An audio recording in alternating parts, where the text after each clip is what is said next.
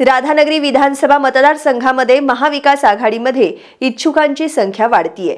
काही नेत्यांमध्ये सभा कार्यकर्ते मेळाव्यांच्या माध्यमातून शीतयुद्ध सुरू झाले। याच दरम्यान राधानगरी तालुक्यातील माझगाव मधले उद्योजक सचिन विलास पाटील यांनी राधानगरी विधानसभा मतदारसंघात बॅनरबाजी करत आपणच राधानगरी विधानसभा मतदारसंघासाठी निष्ठावंत शिवसैनिक म्हणून उमेदवारीचे दावेदार असल्याचं वातावरण तयार केलंय।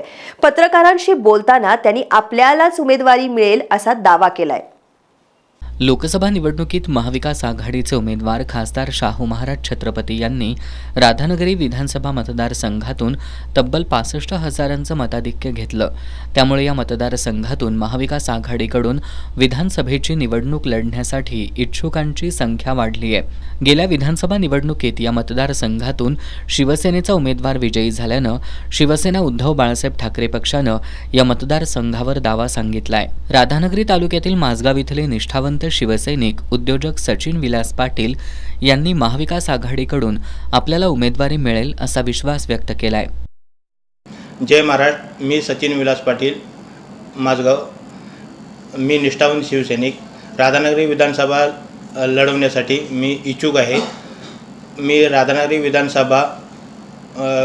विधानसभा मतदारसंघातून महाविकास आघाडीतून उभा राहून जिंकून येणार आहे याची मला पूर्ण खात्री आहे। गेली 15 वर्षे मी निष्ठावंत शिवसैनिक म्हणून मतदारसंघामध्ये कार्य करत आहे। मतदारसंघात अनेक सामाजिक उपक्रम राबवले आहेत। त्यामुळे निष्ठावंत शिवसैनिक म्हणून मला या निवडणुकीत वरिष्ठ पातळीवर उमेदवारी मिळेल अशी माझी आशा आहे। तर निष्ठावंत शिवसैनिकांना न्याय मिळेल।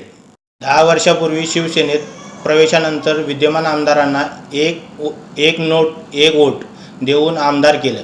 शिवसेनेच्या नावावर निवडून आणल्यानंतर 2च वर्षात शिवसैनिकांसह पक्षप्रमुखांच्या पाठीत खंजीर खुपसून 50 खोके एकदम ओके अशा गद्दार आमदारांना जनता धडा शिकवेल आणि निष्ठावंत शिवसैनिकाला न्याय मिळेल।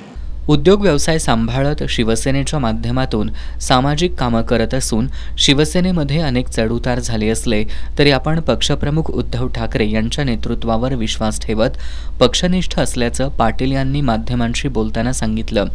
त्यांनी यावेळी आपल्या निष्ठेच्या आणि कामाच्या बळावर राधानगरी विधानसभेसाठी मलाच उमेदवारी मिळेल असा विश्वास व्यक्त केलाय।